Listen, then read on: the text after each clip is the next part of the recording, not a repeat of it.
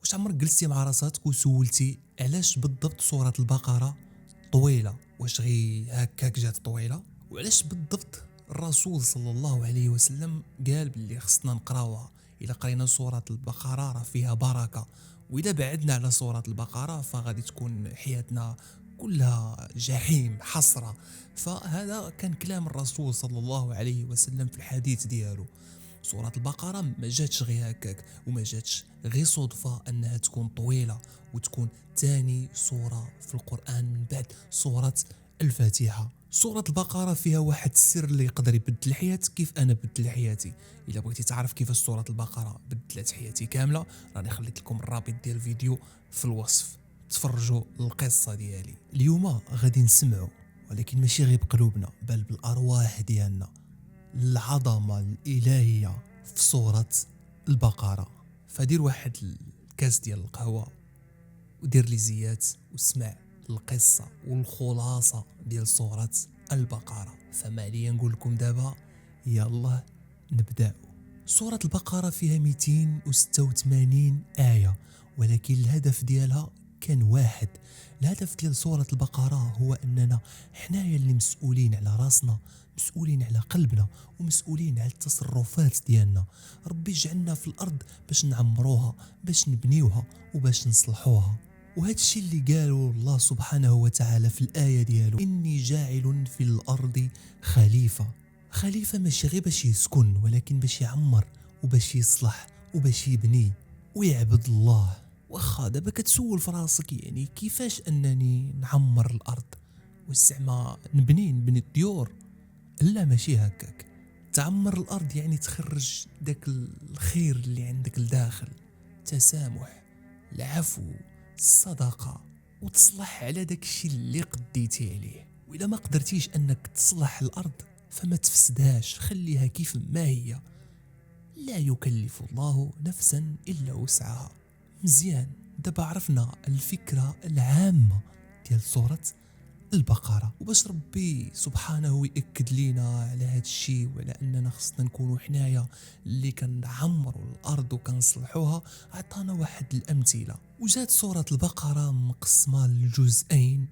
الجزء الأول اللي فيه 3 ديال القصص: قصة آدم، وقصة بني إسرائيل، وثالث قصة إبراهيم عليه السلام. فالمثال ديال آدم عليه السلام كان مثال بحال واحد النموذج عطانا ربي في الأول ديال سورة البقرة، وقالنا فيه أن العدو ديالكم هو الشيطان. ومن بعد عطانا القصة ديال بني إسرائيل، وهذه القصة اللي كانت نموذج ديال الفشل.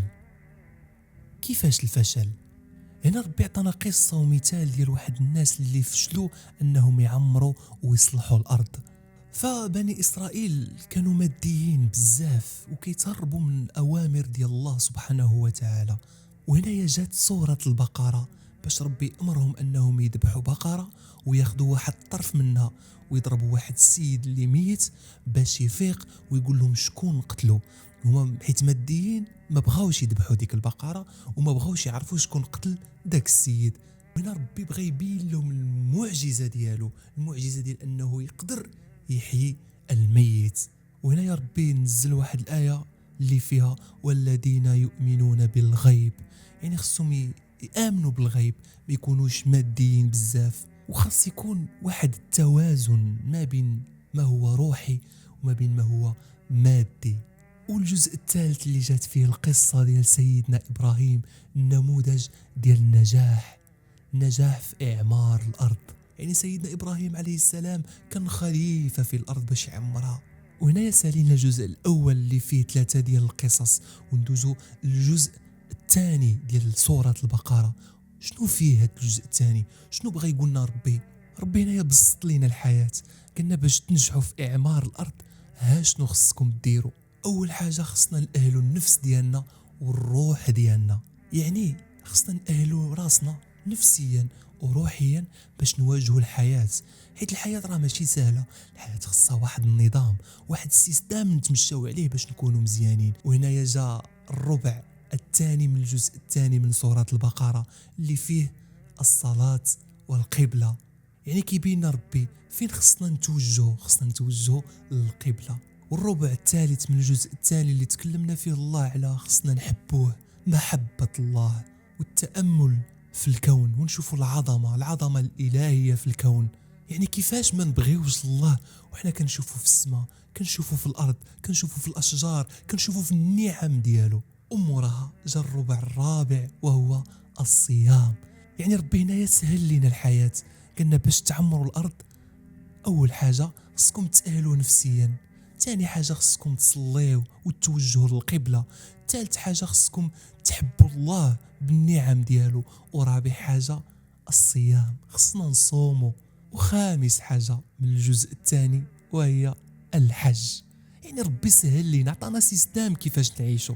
ومنه جاء الجزء الأخير من سورة البقرة. باش نعدلوا الكفة بين هادي وهادي خصنا نديروا واحد الحوايج خصنا ما نديروهمش. يعني باش تعمر الأرض عمر حياتك الأول، وبعد على الخمر والميسر خصنا نتجنبوهم، خصنا نبعدوا عليهم، حيت إلا قربنا من الخمر والميسر فالعلاقات ما كتبقاش مزيانة بينك وبين الناس وبينك وبين الله سبحانه وتعالى. وملي قالنا ربي نبعدوا على الخمر والميسر حيت راه كيفشل نجاح العلاقة ديالك مع الناس، منها ذكرنا الزواج والطلاق، وجا تكلمنا كذلك على كيفاش نربيو ولادنا وعلى الرضاعة ديال ولادنا. شوفوا سبحان الله في سورة البقرة جمعت لينا وعطاتنا كيفاش نعيشوا، كيفاش نبداو حياتنا، كيفاش تكون حياتنا منظمة وكل شيء ميسر. وسورة البقرة دايرة على واحد الركائز جوج اللي هما التقوى والأخلاق. واتقوا الله، يعني لما اتقيتيش الله وما كانوش عندك واحد الأخلاق حسنة حميدة فراه هادشي كامل ما غاديش تقدر ديرو. هنا جات واحد الآية عظيمة واللي بيها بدات سورة البقرة: ألف لام ميم ذلك الكتاب لا ريب فيه هدى للمتقين. المتقين، التقوى، اتقوا الله. وهنا يعرفنا أن الخلاصة ديال سورة البقرة هي أن كيفاش نعيشوا وشنو خصنا نديرو. وربي عطانا أمثلة ديال الناس اللي نجحوا في إعمار الأرض والناس اللي فشلوا في إعمار الأرض. ولكن في هذا الشيء كامل ما خصناش نساو الله لا إله إلا هو الحي القيوم لا تأخذه سنة ولا نوم له ما في السماوات وما في الأرض. يعني ما تنساش أن هذا الشيء كامل راه ماشي ديالك نتايا صافي عمرتي بنيتي صلحتي صافي راه الحياة ديالك، لا، الله عنده كل شيء، ما في السماوات وما في الأرض، كل شيء ديال الله. شو سبحان الله، شو سبحان الله. هاد الشيء لا فهمتيه فغادي تكون يمكن تجيك دابا ساهل باش تحفظ سورة البقرة. وربي ختمها في التالي: لا يكلف الله نفسا إلا وسعها. يعني حتى إلا ما قديتيش على هاد الشيء اللي قلت لك، لا يكلف الله نفسا إلا وسعها. شو سبحان الله، شو سبحان الله العظمة.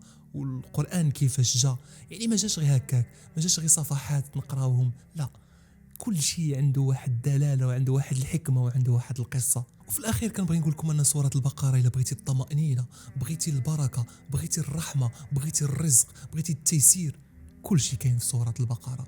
يعني خلي سورة البقرة تكون الرفيقة ديالك في اليوم، تبعدش عليها قدر الإمكان. وهنايا كنبغي نقول لكم دمتم سالمين.